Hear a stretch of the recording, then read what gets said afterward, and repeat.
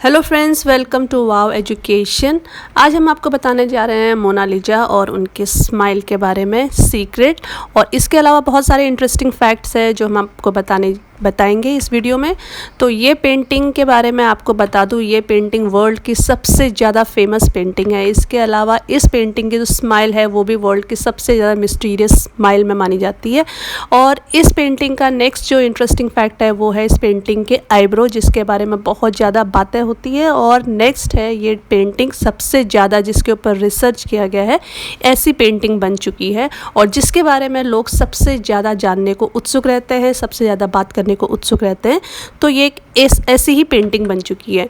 Mona Lisa painting को paint करने वाले बहुत महान कलाकार जो थे वो थे इटली के लियोनार्दो डा विंसी। और इस पेंटिंग को बनाने वाले इटली के एक बहुत रिच सिल्क ट्रेडर थे, उनका नाम था फ्रांसिस्को डेल जियाकोंडो। और उनकी वाइफ लिजा गैर्दानी की पेंटिंग है, और लिजा का नाम ही एक्चुअली पेंटिंग का टाइटल भी है, दैट इज़ मोनालिजा। तो ये पेंटिंग बनाने के लिए इस सिल्क ट्रेडर ने 1503 में लियोनार्डो को हायर किया था, जिसके बदले में उन्होंने उनको बहुत अच्छी रकम भी पे की थी लियोनार्डो को। जो टाइटल है पेंटिंग का एक्चुअली फ्रांस में उसको बोला जाता है ला जोकांडो या ला जोकोंड। ये एक फ्रेंच वर्ड है, और इसको अगर आप फ्रांस में देखेंगे तो इस पेंटिंग का नाम वहाँ पर ला जोकांडो या फिर ला जोकोंड हो जाता है। बट मोनालिजा इसको इटली में बोला जाता है। मोना का मतलब होता है मैडम या फिर माय डियर लेडी, और लीज़ा तो पेंटिंग का जो सब्जेक्ट है उस लेडी का खुद का नाम लीज़ा है। तो इस प्रकार से इस पेंटिंग का पूरा मतलब हो जाता है माय डियर लेडी लीज़ा या फिर मैडम लीज़ा। तो मोनालिजा पेंटिंग ये टाइटल दिया गया है इटली में, और ला जोकोंड टाइटल दिया गया है फ्रांस में फ्रेंच लोगों के द्वारा। नेक्स्ट है ये पेंटिंग लियोनार्डो की अनफिनिश पेंटिंग्स में से एक है, क्योंकि जो लियोनार्डो थे वो 1519 में उनकी डेथ हो गई थी, और ये पेंटिंग उनकी सबसे फेवरेट पेंटिंग में से एक है। और इस पेंटिंग को कंप्लीट करते करते, कहने का मतलब ये है कि ये पेंटिंग उनकी अनफिनिश रह गई थी, इनकम्प्लीट रह गई थी, और जो बाद में उनके असिस्टेंट ने इसको कंप्लीट किया। और इसके अलावा भी बहुत सारी और पेंटिंग है लियोनार्डो की जो अनफिनिश्ड रह गई थी। तो ये भी माना जाता है कि ये मोनालिजा पेंटिंग भी उनकी अनफिनिश्ड पोर्ट्रेट में से एक है। अब सवाल ये उठता है कि पेंटिंग इटली की है तो ये फ्रांस तक कैसे पहुंची, और फ्रांस के म्यूज़ियम में ये कैसे फ्रांस गवर्नमेंट की धरोहर बन गई। एक्चुअली 1517 में लियोनार्दो डा विंची को फ्रांस के राजा किंग फ्रांसिस वन ने इनविटेशन दे के अपनी कंट्री बुलाया। उस समय पे क्या होता है, जो नेबरिंग कंट्रीज़ होते थे वो बहुत जो फेमस कलाकार होते थे उन कलाकारों को अपनी कंट्रीज़ में बुला के अपने लिए पोर्ट्रेट्स बनवाते थे, या फिर कोई भी जो आर्ट पीस होता था उस आर्ट पीस को बनवाते थे। तो सिमिलरली फ्रांस के राजा ने इटली से लियोनार्दो को अपनी कंट्री बुलाया। जब लियोनार्दो 1517 में फ्रांस गए तो अपने साथ वो मोनालिजा पेंटिंग को भी साथ में लेके गए, क्योंकि वो पेंटिंग अनफिनिश थी। तो फ्रांस के अंदर जाके भी उन्होंने मोनालिजा पेंटिंग के ऊपर काम किया और उसको करते ही रहे। बट फाइनली उनकी डेथ हो गई 1519 में, तो उस पेंटिंग को कंप्लीट नहीं कर पाए। और उसके बाद उनकी डेथ के बाद जो वो पेंटिंग है उनके असिस्टेंट सलाई के पास चली गई, और सलाई के पास जब ये पेंटिंग आ गई तो उन्होंने इस पेंटिंग को फ्रांस के राजा को $4000 गोल्ड कॉइन्स में उसमें इसको उन्होंने फ्रांस के राजा किंग फ्रांसिस वन को बेच दिया। इस प्रकार से ये इटली की पेंटिंग लियोनार्दो से ट्रांसफ़र होते हुए उनके असिस्टेंट के पास गई, और उनके असिस्टेंट से ट्रांसफ़र होते हुए ये फ्रांस के राजा के पास।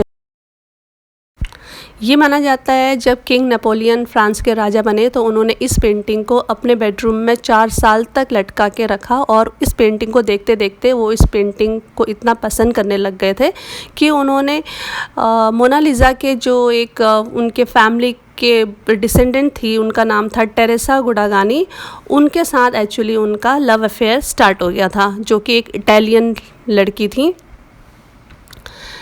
एक्चुअली जो मोनालिजा पेंटिंग का एक्चुअल साइज़ हमको अगर देखें तो वो है 30 बाई 21 इंच। कभी कभी इसको अगर आप नेट में देखते हैं, यूट्यूब में देखते हैं, तो देखने में ये बहुत ह्यूज और बहुत जायंट साइज़ की पेंटिंग लगती है। बट इसकी रियल साइज़ पिक्चर आप इस पेंटिंग में देख सकते हैं, इस पिक्चर में देख सकते हैं। तो ये हमारे जो सिर से लेके हमारे कमर तक का जो लेंथ होता है, इतनी ही लेंथ इसकी पेंटिंग की भी है जो मैं आपको बता रही हूँ, दैट इज़ 30 बाई 21 इंचेस है और इसका जो वेट है वो 18 पाउंड यानी 8.16 kg इस पेंटिंग का वेट है। मोनालिसा की जो मिस्टीरियस आईब्रो हैं वो भी बहुत ज़्यादा डिबेट का मैटर रही है और बहुत सारे लोगों ने, लर्नेड लोगों ने, रिसर्चर्स ने उनके डिबेट किए हैं उनके आईब्रोज़ के ऊपर कि एक्चुअली उनके आईब्रोज़ डिमिनिश क्यों हैं, उनके आईब्रोज़ पेंटेड क्यों नहीं है। तो इसके पीछे लोगों का ये तर्क है कि उस समय के जो हाई क्लास की सोसाइटी थी, उस सोसाइटी की जो लेडीज़ थी शायद वो आईब्रोज़ नहीं रखा करती थी, या फिर दूसरा तर्क ये है कि एक्चुअली लियोनार्डो ने उनकी आईब्रोज़ को पेंट किया था, but over the time 500 years हो गए हैं जब ये पेंटिंग बनी थी, तो उस समय से अब तक उनकी आईब्रोज़ का जो कलर है वो फेड हो गया होगा। नेक्स्ट है मोनालिसा पेंटिंग इतनी प्राइसलेस क्यों है, इतनी कीमती क्यों है। 1916 में फ्रांस की गवर्नमेंट ने इस पेंटिंग को बहुत ही सिक्योरिटी के साथ ऑल ओवर द वर्ल्ड के टूर में भेज दिया था और उस समय वर्ल्ड के बहुत सारी कंट्रीज़ को इस पेंटिंग को लाइव देखने का मौका मिला था। तो उस समय इस पेंटिंग का जो एस्टिमेशन किया था, वैल्यूएशन किया था, वो $100 मिलियन था। बट रिसेंटली इसका जो असेसमेंट किया गया था तो उस असेसमेंट में इस पेंटिंग की वैल्यू हो गई थी $2.5 बिलियन, जो इंडियन रुपीस के अकॉर्डिंग 250 करोड़ रुपए अप्रॉक्सीमेटली बनते हैं। मोनालिसा पेंटिंग को लूव्र म्यूज़ियम पेरिस में प्लेस किया गया है। इस म्यूज़ियम में इस पेंटिंग के अलावा भी 1 मिलियन आर्ट पीसेज हैं, बट जो सबसे ज़्यादा टूरिस्ट और विजिटर्स विजिट करने आते हैं वो उसी पेंटिंग को देखने के लिए आते हैं। तो इस पेंटिंग की पॉपुलैरिटी को देखते हुए गवर्नमेंट ने इस पेंटिंग के लिए अलग से एक मेल बॉक्स का भी अरेंजमेंट कर रखा है, जिसमें ऑल ओवर वर्ल्ड के जितने भी फैंस हैं वो अपने लेटर इस पेंटिंग के लिए डिस्प्लेस करते हैं, अपना अफेक्शन और अपना जो है कंसर्न इस पेंटिंग के लिए दिखाते हैं। तो जैसा आप देख सकते हैं ये म्यूज़ियम अंदर से कितना शानदार और कितना मैग्निफिशेंट है। तो दूसरा रीज़न ये भी है कि फ्रांस गवर्नमेंट को इस पेंटिंग से और इस म्यूज़ियम से बहुत ज़्यादा अर्निंग्स होती है, जिस कारण भी वो उस म्यूज़ियम को और इस पेंटिंग को प्रोटेक्ट करने के लिए कोई भी कसर नहीं छोड़ता है। Men have died from loving her। इसके अलावा ये पेंटिंग इतनी फेमस है कि ऑल ओवर द वर्ल्ड बहुत सारे लोग जो हैं इस पेंटिंग से अफेक्शन में पड़ के बहुत सारे लोगों ने सुसाइड भी किया है। 1852 में ऐसा एक वाक़या हुआ था जिसमें एक आर्टिस्ट जो म्यूज़ियम के साथ में ही कोई होटल था, उस होटल के चौथे मंजिले से गिर के उसने अपनी जान ले ली थी। और जब उसके पास से सुसाइड नोट मिला था तो उसमें लिखा था for years I have grappled desperately with a smile, और जब मैं उसको पा नहीं सकता तो I would prefer to die. इसके अलावा 1910 में एक विजिटर जो म्यूज़ियम में विज़िट कर रहा था तो उसने इस पेंटिंग के सामने ही अपने आप को शॉट कर लिया था। तो ये इस म्यूज़ियम के प्रति लोगों की दीवानगी आप देख सकते हैं किस प्रकार से फैली हुई है।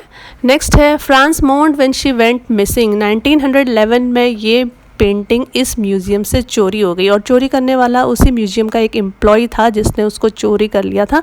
तो मिलने को तो 1913 में ये पेंटिंग फिर से मिल गई थी, पर जो ये 3 साल थे, इन 3 साल में फ्रांस के लोग उतना ज़्यादा इन लोगों ने शोक मना लिया था जितना इंडिया के अंदर इंदिरा गांधी की डेथ पर और ब्रिटेन के अंदर क्वीन डायना की, प्रिंसेस डायना की डेथ पे जितना वहाँ के लोगों ने शोक मनाया था, उतना ही फ्रांस के लोग गम में चले गए थे। और उन लोगों ने आके इस म्यूज़ियम के स्टेयर केसेस पे अपने फ्लावर, अपने दुख को व्यक्त करने के लिए फ्लावर्स, बुके वगैरह वहाँ पे प्लेस किए। और फाइनली जब ये 1913 में वापस मिल गई गवर्नमेंट को तो वो दिन फ्रांस के लिए जश्न का दिन था। और उसके अलावा जो ये पेंटिंग का जो प्रिज़न है वो वर्ल्ड का प्रेटीएस्ट प्रिज़न उसको कंसिडर किया जाता है, क्योंकि अब इस पेंटिंग को एक बहुत ही स्ट्रॉन्ग बुलेट प्रूफ ग्लास के पीछे इसको कवर कर लिया गया सो दैट इसको चोरी करने से बचाया जा।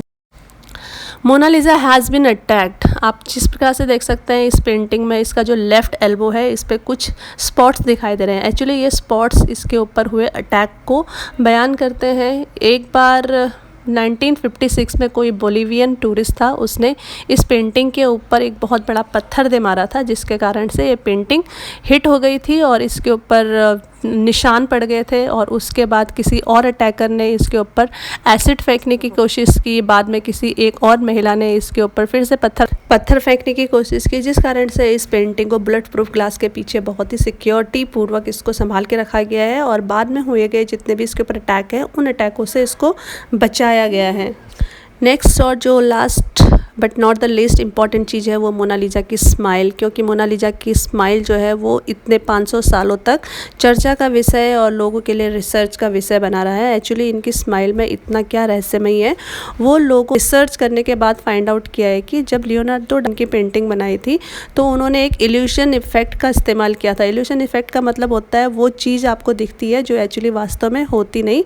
तो कुछ आजकल के 3D इन्वेंशन के जैसा है, क्योंकि जब आप पेंटिंग को देखते हो तो आप किसी भी एंगल से देखते हो तो ऐसा लगता है ये पेंटिंग आपके ऊपर ही फोकस कर रही है। दूसरा, इनकी स्माइल के पीछे ये है कि जो इनके लिप्स के कॉर्नर के जो शेडेड हैं उनको ज़्यादा हाईलाइट नहीं किया गया है। एक्चुअली पेंटर्स का मानना है कि जब भी कोई सब्जेक्ट मतलब जिसकी आप पेंटिंग बनाते हैं वो स्माइल करता है तो जो चीक बोन्स होते हैं वो थोड़े से उभर जाते हैं और जो आपकी आईज़ का एरिया है वो थोड़ा कॉन्ट्रैक्ट यानी सिकुड़ जाता है। बट इसमें ऐसा कुछ भी नहीं किया गया है और लियोनार्डो के द्वारा इनके चीक्स बोन के ऊपर कोई भी हाईलाइटिंग नहीं की गई है। Cheek bones as it is हैं और आइज़ भी इनकी एज इट इज़ है, न जिसमें कोई कॉन्ट्रैक्ट है और ना ही इनके चीक बोन्स में कुछ उभार है। तो यही इल्यूशन है जिसके कारण जब भी जो व्यूअर होता है, जो दर्शक होता है, जब वो उनकी आंखों में देखता है तो उसको लगता है जो सब्जेक्ट है, जो मोनालिसा है, वो मुस्कुरा रही है, वो चीयरफुल मूड में है। बट जब उनका फोकस और उनकी आइज़ उनके लिप्स पर कंसंट्रेट करती है तो जो उनकी चीयरफुलनेस है वो डिसअपियर हो जाती है, गायब हो जाती है। तो इस प्रकार से अगर आपको इनकी स्माइल देखनी है तो आइज़ पे फोकस करना पड़ेगा या फिर फेस के किसी भी हिस्से पर फोकस करना पड़ेगा। But as soon as you focus your eyes on the lips of the subject, the smile seems to be disappear. So this is what the illusion of Mona Lisa's smile is all about.